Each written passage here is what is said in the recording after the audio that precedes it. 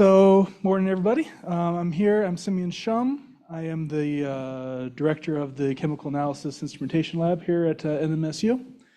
And so I and William Bahareksa, one of the postdocs in that lab, have been working on the non-targeted mass spec analysis of these produced water samples. And so I'll go ahead and present this work to you and see what you all think about it.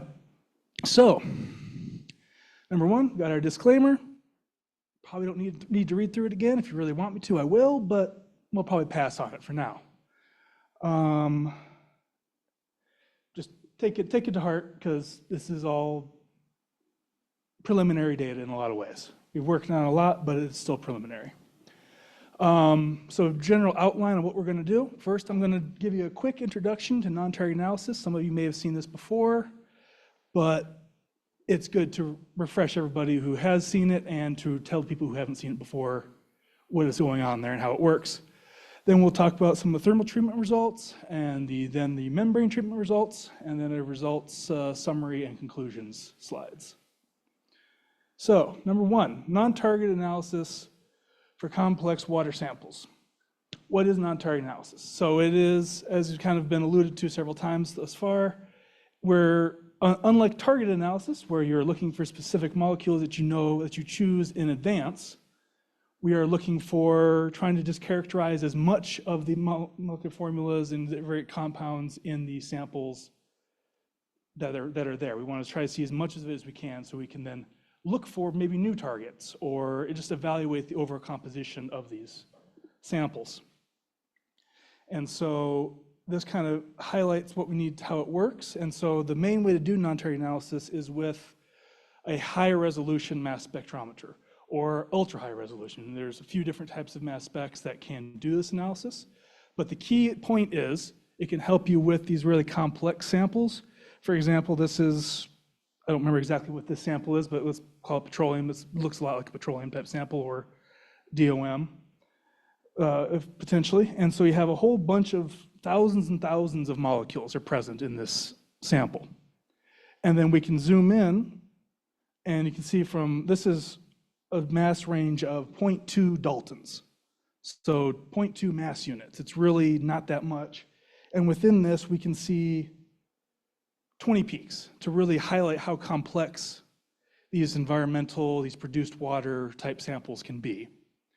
And then even closer zoom, this is looking at literally 0.02 Daltons of mass range, and we still have 6-7 peaks above the noise level, where we would be confident in trying to assign a molecular formula to them. And so it's because of this super high the instrumentation has really high resolution that allows us to separate all these different masses nicely. And then you can assign them with molecular formula assignment software, or looking at the fragmentation patterns, all sorts of stuff like that that we will briefly discuss as we go through this presentation here. So some key challenges are like the highly complex samples, unavailable standards. We do not have standards for 10,000 different molecules. So we can only do what we can do with them and try to identify that they're there or not. And then compound-specific measurement conditions. Certain compounds ionize better than others. You can't see absolutely everything at all times with one mode. You have to use different ionization modes, different kinds of ionization, and we'll talk about that a little bit as well. It's interesting, might be more than it needs to be, but I have fun talking about the mass spec aspects of stuff. So another aspect of what we're doing is we're coupling our high resolution mass specs with liquid chromatography. What that allows us to do is pre-separate some of the compounds, some of the masses that go into the mass spec, and it can increase our sensitivity, can tell us if we have isomers, if we have different molecules that are the same molecular mass, molecular formula, but different structures. And those structural differences can be very important, because a molecule with an alcohol group on it will act differently than a molecule with a carboxylic acid on it. And so that'll have different toxicities, different impacts on your treatments, all sorts of stuff. And so that needs to be characterized and try to be evaluated. This is actually a chromatogram from one of the produced water samples. And you can see there's a lot of different chromatographic peaks, and inside of each of those chromatographic peaks, there could very easily be 5, 10, 20 different molecules still kind of co-eluding because there's so many present and they're so complex that you can't get the perfect stereotypical chromatography when you're dealing with 3,000 molecules that are present in your sample. But it does a good job of just at least spreading them out a little bit more and making them easier to deconvolute and interpret. Also, with liquid chromatography mass spec, what it allows us to do is set up data-dependent fragmentation, which is really critical. Because we can run everything easily without fragmentation. It can assign molecular formulas to it, but it doesn't tell you anything about the structure of the molecule. And like I mentioned before, the structure of the molecule is incredibly important to the actual identification of it, because you can't truly identify a molecule unless you know its structure. And so with data-dependent fragmentation, you can tell your mass spec to fragment the 5 tallest molecules in every scan, and then you'll get those fragments and you can use those to try to rebuild what the molecule was in the first place. And so it's really useful for that purpose. Okay. Oh, yeah, just moving around, all that fun stuff. And so you can see now it was moved to an MS1 scan, and then, so we took this mass here and we fragmented it. Now we can see that this particular mass looks to be like 251, has a fragment at 115, has a fragment at 100, I can't quite read them. They're a little bit too small, don't worry about that. And so you can use that to get your structural information, better characterize these molecules. And that's what we want to do with this non-targeted, is to characterize as many molecules as we can that were not previously expected or known to be present, right?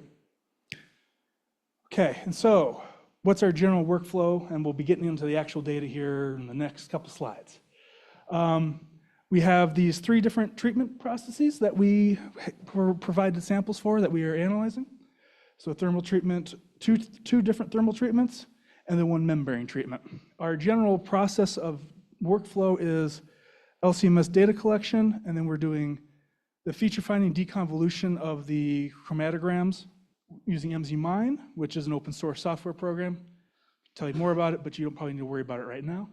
And then we do molecular formula and structure prediction using MF-Assigner or Sirius. And we also can do database matching with MZMine 4.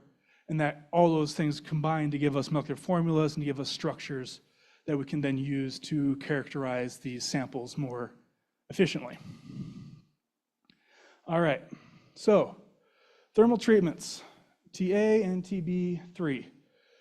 There's 3 samples that we had for each of those: the raw water, the distillate, and the post-treatment water.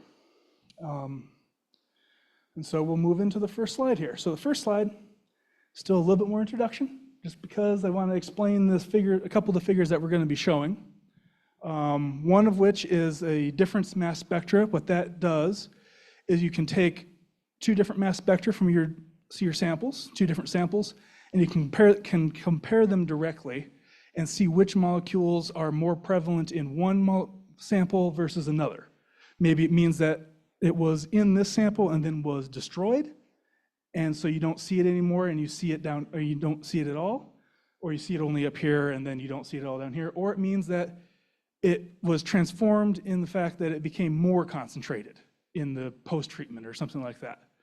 So there's variability in what it actually means, but it tells you what's different between one sample to another. It's a useful way of looking at data, and we'll see some here coming up. This is not produced water, this is organic aerosol. It's one of mine from a while ago. And then we have this Van Crevelen plot, which is an oxygen to carbon ratio versus hydrogen to carbon ratio scatter plot. And you can, as it's shown here, we have some gradations on kind of bounding some regions where you can kind of generally characterize what the molecules are like. So they're more aliphatic, higher oxygen, lower oxygen, more aromatic, and molecules that fall into these kind of pockets, you can give those general characterizations to.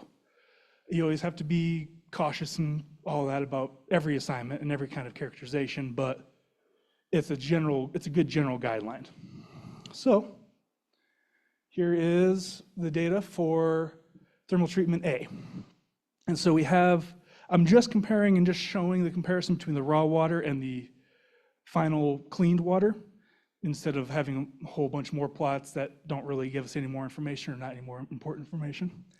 But what we can see here is that in the feed water, the TA raw, we have a whole bunch of these blue peaks. And the color of these plots is being generated by their estimated average oxidation state of carbon.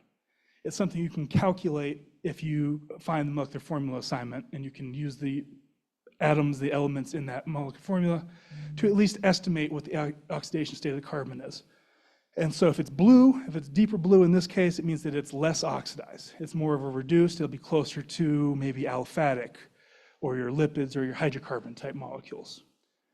And so we can see that in the feed, we have a whole bunch of those, and then in the post-treatment, they're almost all gone. So they've been either significantly reduced in concentration or they have been removed entirely, which is nice to see. And we can see these Van Crevlins right next to it. It's showing the same data, and top is the feed water, bottom is the treated water. And we see there's a whole bunch of assignments up here, and then by the time we get down to the final treated water, a vast majority of them have been removed. They are no longer present at all. They're not just decreased concentration, they're gone. And you can see especially it's really noticeable up here with these more aliphatic hydrocarbon type of oxidized hydrocarbons, not pure hydrocarbons, but oxygenated hydrocarbons have been very largely removed entirely. And we do see a little bit of these higher oxidation molecules, these more oxidized molecules kind of grow in a little bit. So they are either becoming just relatively more concentrated or they are becoming a little bit more common after, but there's not a huge number of them either way. You can see there's only like 10 molecules out there. So the main takeaway here is we have a lot fewer, like by the time we go through the treatment, we are removing a huge proportion of the molecules that are present regardless of where they're at. And in particular, we're really getting rid of a lot of these reduced hydrocarbon-esque molecules. And that pattern more or less continues with the other thermal treatment. You don't have quite the nice, huge amount of, so the feed waters are different. They're different samples, different experiments. The feed water compositions are different from one to the other. And so we don't see quite as many of these really low oxidation, removed, reduced type molecules, but the same story is generally true. We had several of them and many of them are removed. It may not be quite as efficient as the first method overall, and it might just be because they're slightly different molecules. We'd have to dive into that a little bit deeper, but overall it's still demonstrating a great amount of effectiveness in removing a lot of the molecules that are present in these samples, which is pretty nice to see. And so these have been kind of looking at the bulk molecular composition, as I call it to myself at least. And so we also did a little bit more specific stuff with the structures, because the previous data was just pure molecular formula assignment with no structural information. Now we're looking at more of the structural predictions for the classes of the molecules that are present and what they kind of correspond with. And so we can see here we have TA and TB3, and what we're showing here is the buildup of these different classes as defined by the Sirius software. And the main observation for like TA is that these lipid and lipid-like molecules become a much smaller proportion of the overall composition of the sample. I should note that these have been normalized to 100%, but in reality, this would be the tallest peak. There'd be more molecules here, and there's fewer molecules here. So if we were to show it in a different way, it is the fact that like this one increases as a proportion. So what are these, the benzenoids? The benzenoids increase as a proportion of the final result. Doesn't mean that there are actually necessarily more benzenoids. It just means that they make a higher proportion of the remaining molecular formulas that are in the sample. And so in general, you can see, like I said, for TA, the lipids really decrease. The think it's the organic acids and the derivatives. They kind of, from beginning to end, they're kind of comparable, but they are definitely removed, or they're decreased as a proportion of the sample from the distillate to the post-treated sample. So there's still, the post-treatment is definitely having an impact even on the distillate, which is what we kind of hope to and expect to see. You'll notice that for the TB3, which kind of does correspond with what we were saying before, because the lipid-like molecules will be more in that top left region of the Van Creveld plot that I was showing before, that while they have definitely decreased, they will have decreased overall. They have a slightly higher proportion of the final results in TB3 than relative to like TA. So these lipid hydrocarbon-like molecules are not as efficiently removed in TB3 treatment as they are in the TA treatment. However, I think there are the organic oxygen compounds.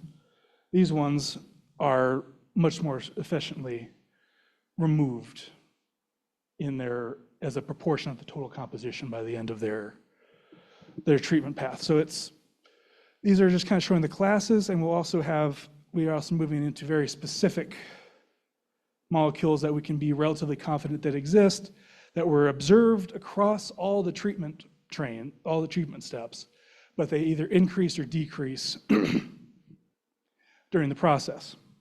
So for example, in most cases, it's pure decrease. So we have a lot of these, like a surfactant type molecule, some plasticizers, some lubricants that are very high or relatively high concentration in the raw water, and then they're almost entirely removed by the time you get to the treatment.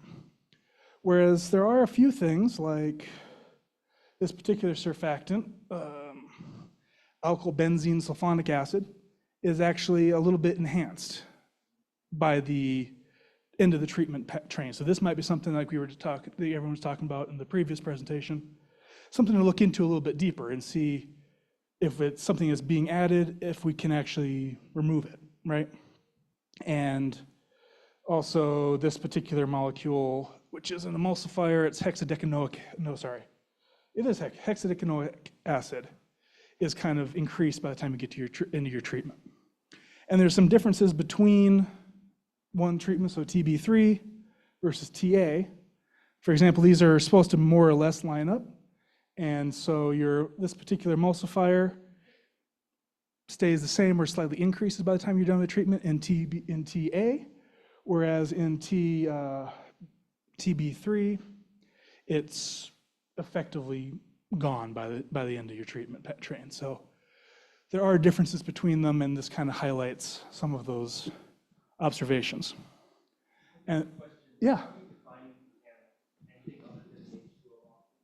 How do you define contaminants?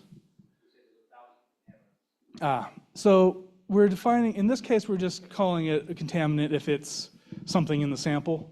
It doesn't necessarily mean that it is, I suppose, if you were to really, because there are naturally organic compounds in every water source. So it may not be completely accurate to call these all contaminants as such, but most of the ones that we're showing, all the ones we're showing at least, are being tied back to some sort of more anthropogenic emulsifier surfactant type molecule that is less likely, at least, to be truly natural and from the original sample. But in this case, when we're talking about contaminants, we're just saying everything that we're seeing basically other than the water. Yeah, I'm just thinking about what the public might think of that word. And I understand that in the scientific community, we have definitions and we're all comfortable with them, but sometimes they don't always translate into other worlds. Right. Yeah, no, that's a fair point. Yeah, Derek, that's a really good comment. And to be fair, maybe we can use constituents. Yeah, we can change that up a little bit. Okay, and so this is taking from that previous slide, we're taking some of the very specific, a little bit more specific ones we're a little bit more confident in that are common between both methods and seeing how different they act. The biggest difference here is like this plasticizer, this particular molecule, which you can see the structure for. I can't name it, but that's what it is. For the TB3, it's high concentration to begin with and almost entirely removed, whereas for TA, it kind of slightly increases in concentration. And so that could just be an effect of the differences in the treatments. It could be a difference in the feed water as well, right? Clearly, there's a lot more of this in the feed water than there was in the other sample. So the differences in what's coming in, differences in procedure, in the treatments all have an impact. And so he's looking at surfactants, plasticizer, and a couple biocides, which act similarly and different. But in general, things decrease, right? We're removing these molecules through the treatment train. Some specific ones will increase or stay the same, but on the whole, they're being decreased. All right, and so this is stepping into one more thing, one more different way of looking at the data. And so we used this test software from the EPA, toxicity estimation software tool, and how that works is we take the structural data from the previous slides that we were talking about, and we can feed that into this program, and it has a database of experimental toxicities and bioconcentration factors and all these different kind of terms. And it also can estimate or predict the toxicity, bioconcentration factor, et cetera, for the molecules based on its structure. And so it's a really nice, useful tool, and we use that for evaluating, predicting, kind of giving a ballpark estimation at least for the toxicities of the samples, of the bulk samples that we are working on based solely on the molecular formula assignments. Now this should not be used on its own and just say that this is proof that it is toxic or not. You need the actual toxicity studies, you need more work done on that, but it can still provide an interesting guideline of what might be affecting, what might be useful, what might not be useful. And so I'm showing it to you as box plots. In gold are the formulas that correspond to actual experimental data in that database. And in green are the ones that are just being predicted based on their structure. So there's a lot fewer experimental data. So across all of these gold bars, that corresponds to about 40 molecular formulas, whereas across all these green bars, that corresponds to about 300 molecular formulas. So you can judge that as you will as to what one is more important or not. But what we can see here is we're looking at the estimated or predicted bioconcentration factor, meaning how well it will bioconcentrate in the animals and the plants, et cetera. And in general, if it's doing what we want to see it decrease.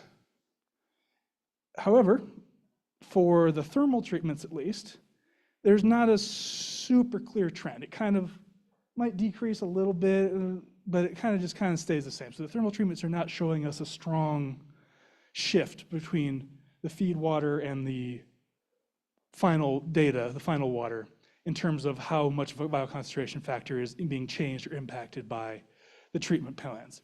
We'll see from the membrane samples that there's a little bit more of an impact. I'm showing this in the positive mode molecular formulas and the negative mode molecular formulas. Like I said before, you need to have multiple ionization types to try to observe as much as we can. These molecules are different. They're from the same samples, but they're going to be different molecules. And so them combined, we can get a better estimation of the whole bulk compound. And so then this, we're just showing two of them. We have a lot more, but we're just going to show the two to keep it simple. This is the fathead minnow toxicity, so the LC50 for fathead minnows. And again, this one actually should increase. If we want this to be getting less toxic, it should be required more of the compound in order to kill your poor fish, right? And so in here, again, like this one, you might see a little bit of an increase, especially with the averages. These diamonds are the average points. But then like on this one, it's decreasing a little bit. There's just, again, not a strong trend with the thermal treatments as to whether or not this is improving or affecting the toxicities. Okay.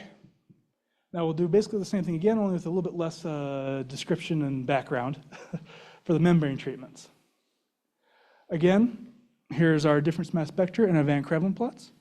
We see effectively the same type of principle where these dark blue, these reduced low oxidation molecules are being effectively removed entirely, or they're much less concentration in the after treatment. We're seeing a little bit more molecular formulas making it through, however. It's like a higher proportion of molecular formulas are making it through, so the membrane treatment may be removing a few less, like relatively fewer molecular formulas or molecules from the raw water to the end. Again, that could just be a factor of the difference of the feed water. Maybe if we put this feed water into thermal, it would look the same way. It's tough to, until we try that kind of a study, can't know for sure. But regardless, it is largely removing a big proportion of all the molecules that are present, and the reduced aliphatic hydrocarbon-like molecules are being removed in a fairly significant fashion, even relative to other types of molecules. So that's useful to see. Here is our bar plot again with the different classes as determined by their structures. And so we have 4 different steps in the membrane treatment. And the main takeaways is it's a little bit more effective in removing the aromatic and heterocyclic oil and gas reaction products than the thermal treatments, so that you can see that from here. We start with this much of the aromatic type molecules. They actually increase as a proportion of the total molecular formulas present. And then by the final treatment step, they're actually reduced as a proportion fairly significantly, which is nice to see. And those aromatic ones are going to be oftentimes your nastier ones, your aromatic rings, your benzene plus X, your double ringed molecules that could be oxidized PAHs even, stuff like that. And then we have our abundance trends of the selected for the membrane data. And again, we see in general decreases. So red is your raw water, purple is your out, is what's being kicked out. And most of the things are seeing a decrease across the board, although, for example, this oleic acid is actually increasing after treatment. So that might be another topic of where's the oleic acid coming from? Do we need to get rid of it? Can we get rid of it, etc. But it's showing some nice results there as well. Okay, and so we don't have the secondary plot of that because there's only the one sample to compare right here, right? And so this is where we get into the toxicity estimations, bioconcentration factor estimations again, but with the membrane samples. And what we see here is a little bit more of a promising trend in terms of it decreasing, right? So for the bioconcentration factor here, we'll just look at the averages to center a point of looking at. And they're kind of generally decreasing across the treatment train in negative mode and in the positive mode molecular formulas. So that could be at least indicative that we're improving that a little bit. Like I said, we still have to do actual studies, but it's an improvement, at least it's promising based on just the molecular formulas that are being observed. And then here we have the toxicity of fathead minnow again.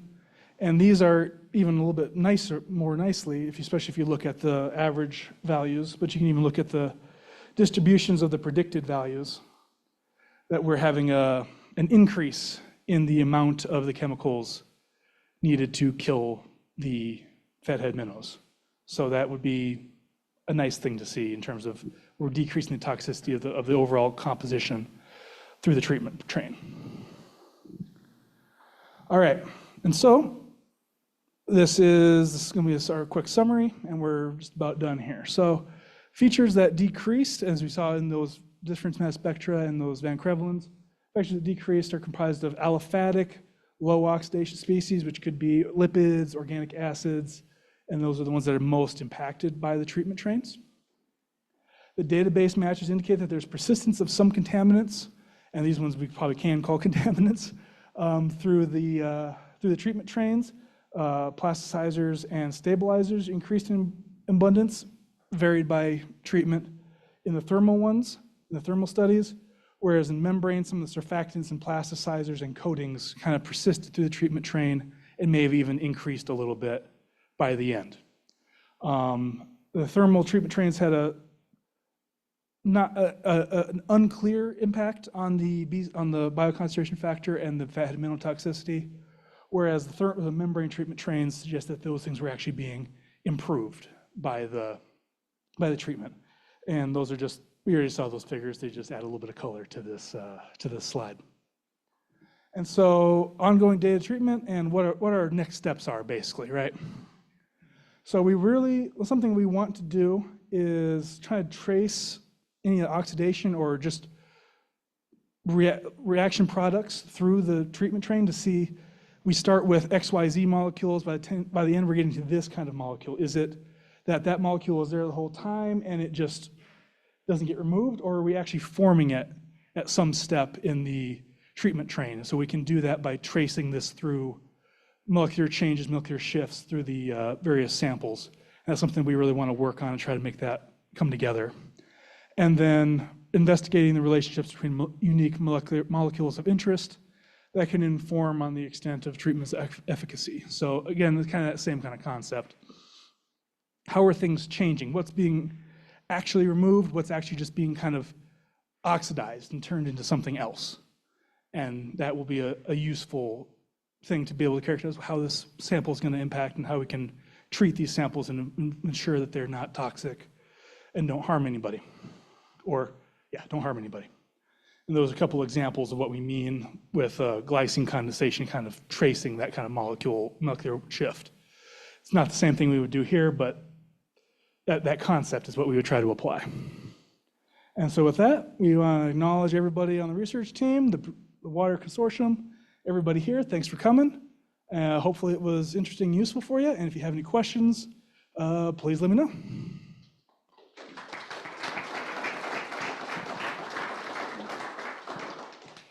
All right. Thank you. Hi, I'm Sarah Knote from Amigos Bravos. There was one thing in one of the slides that I was confused about as a layperson. Can you go back through the slides? Could you go back to the slide that has the difference mass spectra and Van Krevelen for TA? Yeah, like that one. Yeah, we can go to that one. Yeah. Okay, so what are below the line on the product water, what are the spikes that you see below the line? Okay, yeah, sorry about that. I didn't fully explain that well enough. These are the ones that are more prevalent in the cleaned water. And what sorts of molecules are those? I can't tell you specifically which ones they are, but they're generally more oxidized because they're a little bit lighter blue. And as you go up in this scale, that's going to be higher oxidation, which means it's going to have more oxygen molecules present to it. It could mean that they are organic acids, which are very common. Doesn't mean that they're bad. It just means that they have an acidic, a carboxylic acid functional group on them. That's all it means. They could be perfectly reasonably unharmful, but so yeah, it just means that they're more abundant there and that they are generally a little bit more oxidized. Okay.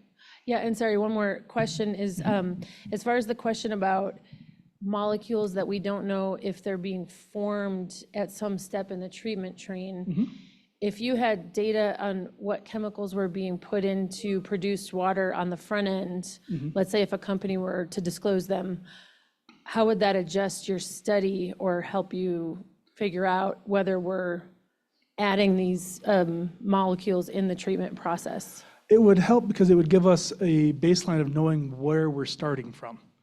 As it is right now, we can look at the raw water and we can see that it has a whole bunch of molecules in it because of but is it from the actual groundwater that it's coming from? Is it from the interaction it has with the petroleum, the oil, gas, whatever it's interacting with, or is it something that's being directly added?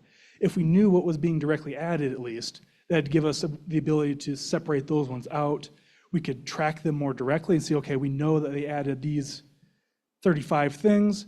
Do we see oxidation products of that? Do we see fragmentation products of that? And so that would actually be a very useful way to kind of differentiate and to simplify some of the analysis so we could see how those things are changing. Are they being completely removed, or do we see realistic reaction products of those molecules? And that would let us focus on a few things at least. It wouldn't change the grand scheme of what we're trying to do, but it would give us something to focus on, which would be a useful way to go about it. Yeah. So I have a similar question to what I had before. Could you go forward a couple of slides? Because especially to get to your point on the plasticizers and keep going, you put those into categories. Keep going. Okay. Do you want the ones from the thermal treatment? Because Yeah, let's go there. okay, let's go back a little bit. This one? Right, so you're saying that, for example, biocides are added, plasticizers are added, and if we're seeing that some of these things increase in concentration, then that does give us an idea that some of the other things that they add may not be as big an issue. They don't carry all the way through. But here, we're seeing that the biocides and plasticizers do. Maybe we could work with industry to, especially the Green Chemistry Council, to identify plasticizers that we could use that would be the least harmful from a long perspective. So I think that there's some groups, industry groups that look at these, and maybe we could take this information and say, instead of focus on all these chemicals, can we focus on these things that are really carrying through? And I think we might be able to get some headway into getting them to maybe provide us with information on what plasticizers are using and other biocides that are going to be important. And maybe we could get them to change what they are adding and find substitutes for that. So that's a way to use it.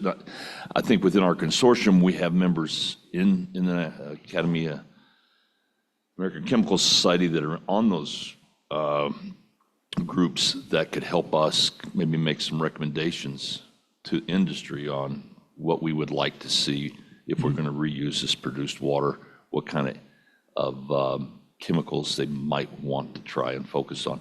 I know they do that in the North Sea, in the UK. They have those kinds of recommendations, and I think we might be able to do that and help ourselves out long term.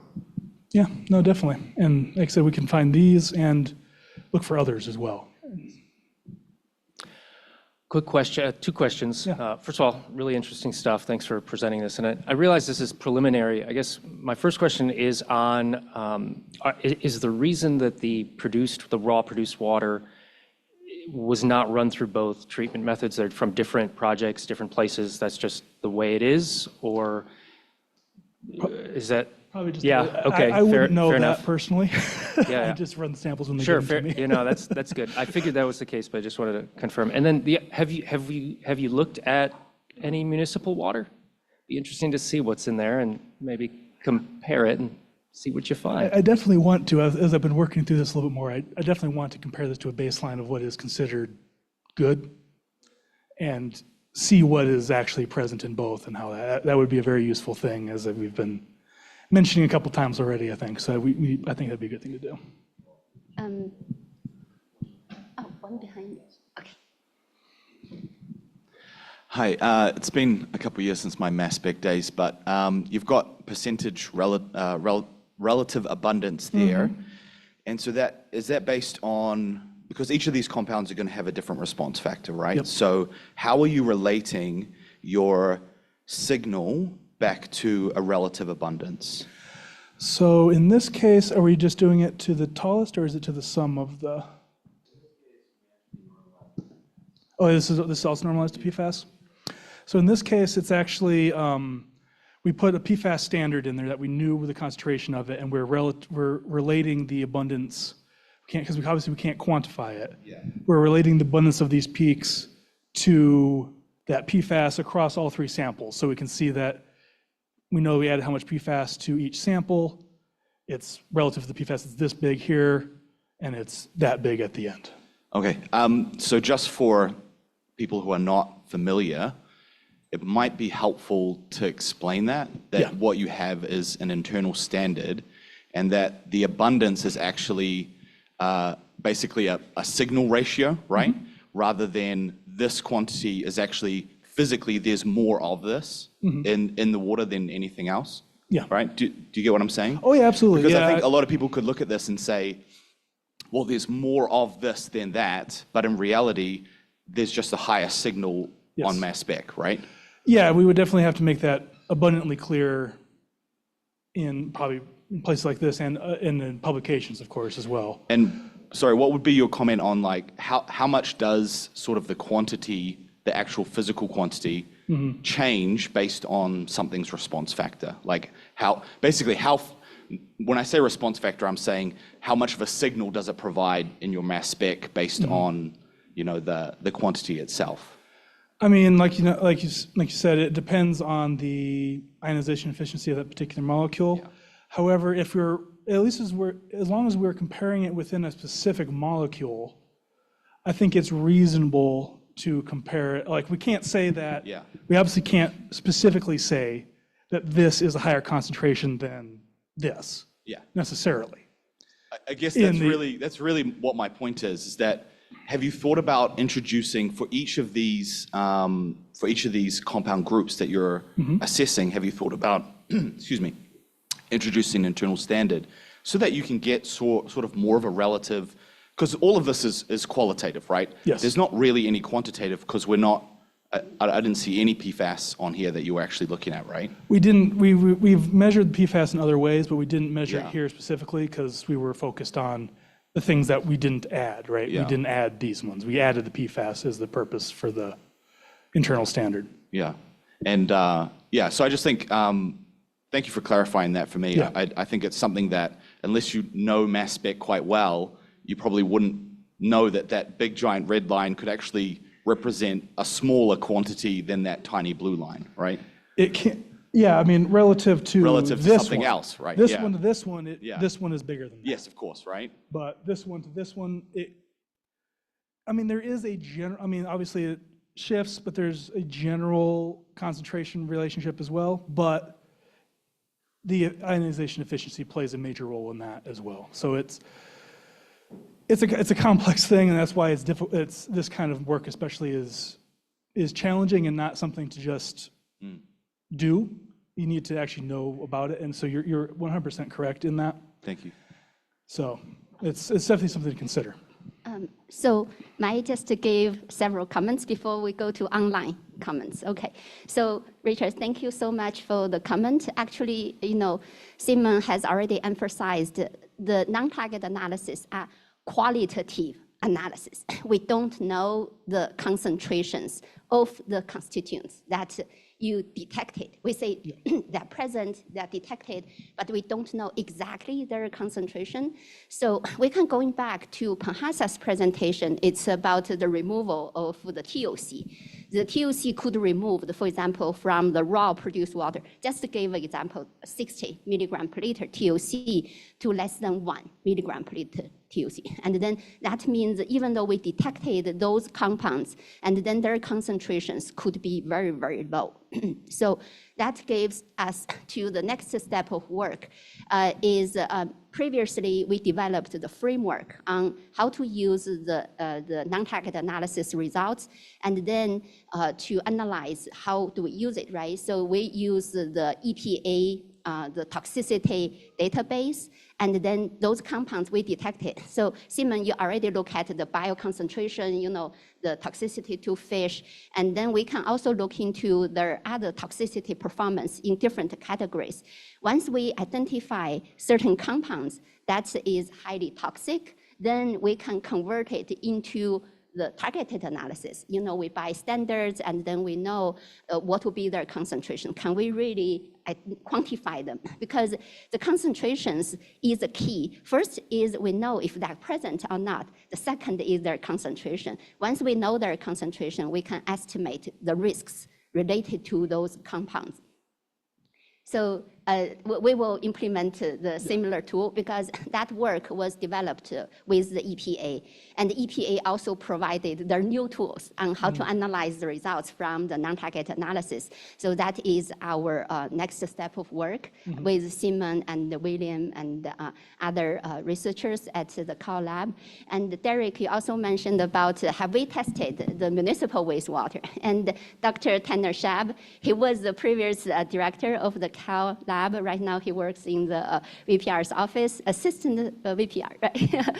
And so we did that analysis because for our research at NMSU, we do municipal wastewater reuse for potable water reuse, brackish water desalination, the produced water. So when we did the municipal wastewater, we found over 12,000 peaks. So because municipal wastewater, it also receives water from all kinds of sources. So it also has the complex water chemistry, even though the groups of compounds could be different from the produced water. So we did all those analysis.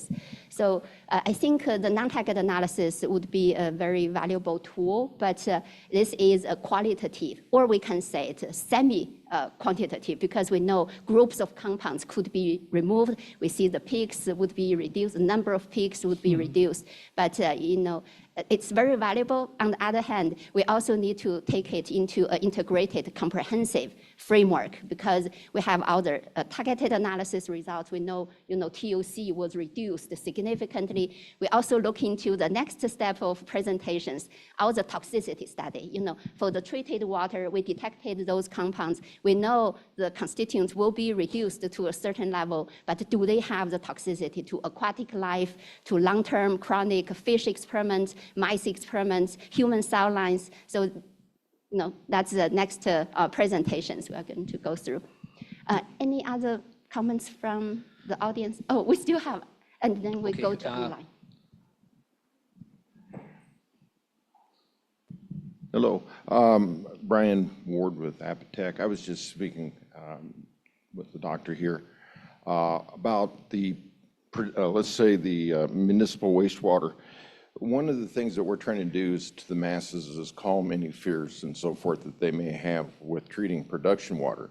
So if we do testing of the pre-municipal water and showing how much extra things are in there compared to what we're dealing with oil and gas, let's say, for instance, PFAS, it begins to maybe give them a visual perception and calming that we are actually active and what we're doing, and that the issue of the water coming in your municipality treatment plant is probably much more dangerous for you than possibly than what we're doing in oil and gas. And then the other thing of it is are you doing any research in the AI, putting all this data in and then being able to create different models depending upon what chemistry you want to reuse or remove, what you want to replace it with, various dosages? I know it's all got to be built into the database, but I was just curious if that might be a direction you might want to go. I think it would be an interesting thing to try and work on. We have not, as with our mass spec data and stuff, we have not been working at this point on feeding it into an AI in some way. I think it could be useful or interesting, if I understand how it would work properly, to let us characterize these samples a little bit more maybe efficiently, or find specific things that are more important or not. We've been doing like multivariate statistics and trying things like that to isolate like what is here, what is there, what is related to one another. But if we could figure out a way to feed it into an AI, I think that could be interesting, but we have not done that at this point. Yeah. Yeah, I just want to encourage us to maybe move away from I think it's a false narrative to say, look how bad this A item is, so we don't necessarily have to do so much with B situation. Just because it's in municipal water doesn't mean that we should use that as a justification in any way, shape, or form for how we make our decisions when it comes to produced water treatment. That the reality is we should be looking at the municipal water as it shouldn't have PFAS, and we should be working on getting it out of there and not necessarily using that as our baseline for comparison. It's good to understand it and to look into it, to understand where it's coming from and where the sources are, so that we can then figure out how to get rid of it from the get-go. I want to make sure that the narrative is set in a more progressive manner. I agree. Any other comments? Oh, All right, we've got a few online here. One from Sean. First one's a comment. So regarding the test, capital TEST, you should be using the Chem Informatics platform to aggregate the test predictions with experimental results. That's over my head. Maybe that makes Okay. sense to you. I'll see what that, And then his question is, how are the classes of compounds or compound functional usage assigned? the compounds, the compound functional stuff, they're being assigned using the Sirius formula assignment software. So what that does is it takes your MS2 scans from the mass spec and you get them fed out of MZMine, you get them extracted, and then you can feed them into Sirius, which then predicts or it determines what the molecular formula and the structure likely is based on what fragments you're seeing. It takes the fragments and then rebuilds the initial molecular formula. And that's what we're doing to get the actual classes that we're working with. And we also, I'm not sure if it was reported in this one, but MZMine 4 has the ability to feed it into a database, and that database has certain molecules that can then match the molecular formula, the fragmentation pattern to that database and tell you it's probably this molecule. Sounds good. And I know we're butting up against time here and we need to stay on schedule. Pei, are you okay if we answer these in a text-based version, or do you want to go through these and then just kind of push things back? I think, we have 15 minutes break. I feel, how many questions do we have? There's 3, but they could be deep, I think. That will be very deep. Potentially. Okay, let's do one more. Yeah, just. Okay, it appears that the thermal-based water treatment included post-treatment, but not the RO water. Please comment and clarify, and then what specific post-treatment was included for the thermal? That'd be more of a pay question. I think I don't know those answers. So project specific. But it's project specific, right? Okay. Sounds good. Simeon, maybe I could rope you in over here and we can answer these offline, but Sure. yeah. Absolutely. Thank you very much.